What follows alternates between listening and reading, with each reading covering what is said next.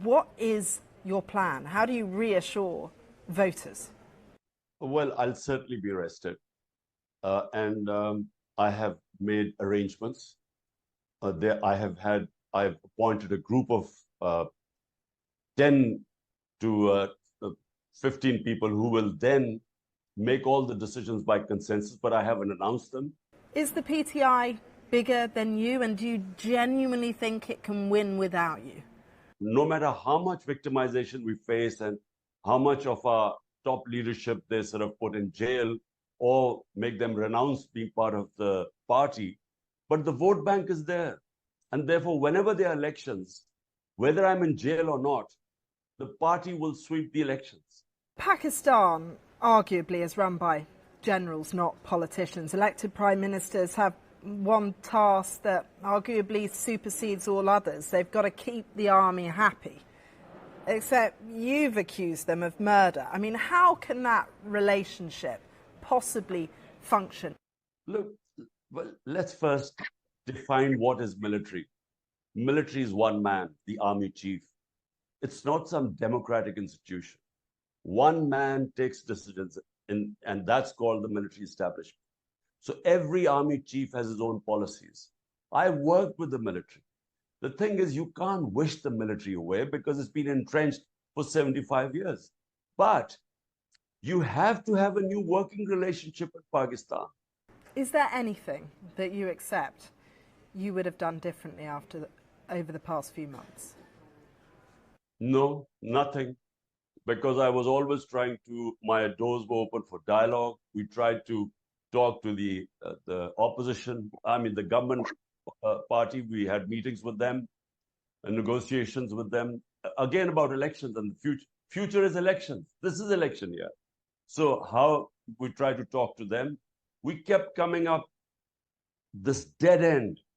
The dead end is that the establishment has decided that whatever happens, Imran Khan cannot come back into power. Because they removed me, they do not want to see me back in power. And in that way, they're dismantling the democracy of this country. In fact, they're playing with the future of this country. Because how do you have democracy if the party which has 70% popularity, you try and eliminate that? You can only do it by eliminating democracy. In the 1970s, Zulfikar Ali Bhutto was very popular, like you, and was ultimately hanged. Do you worry about your ultimate fate? I don't worry. I don't worry about whether I live or how long will I live. But all I know is that for 27 years, I have been,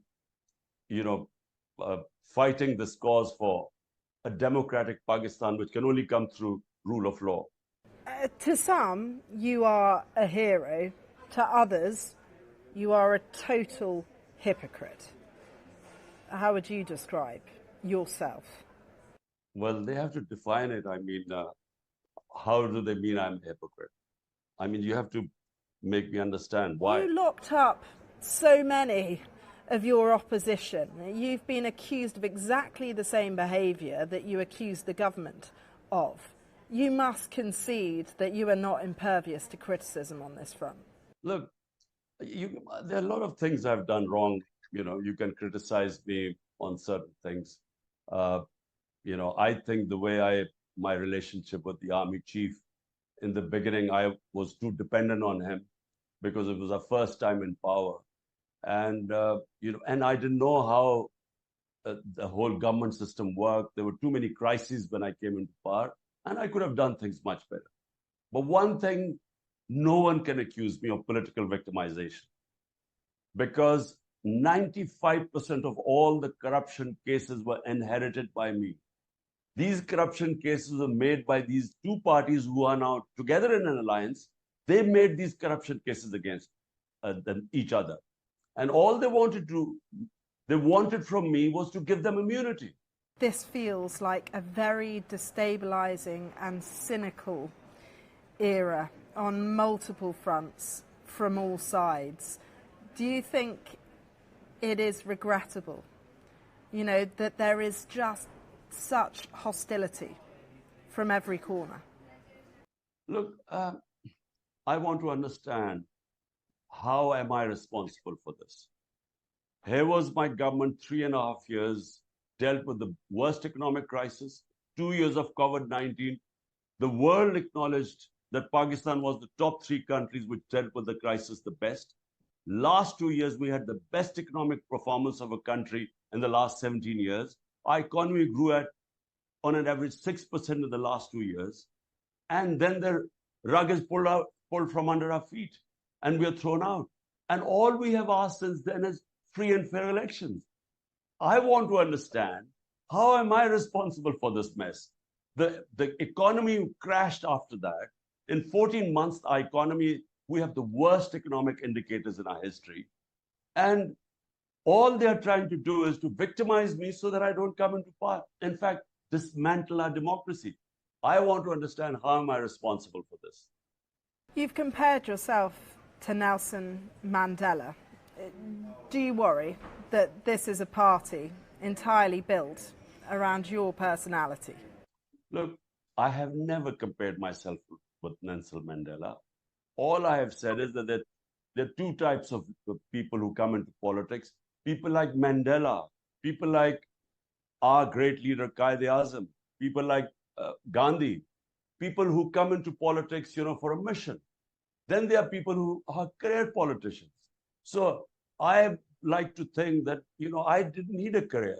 I mean, I was already the biggest name in the country. I didn't need to come into politics. And no one spends 22 years of his life basically in the wilderness.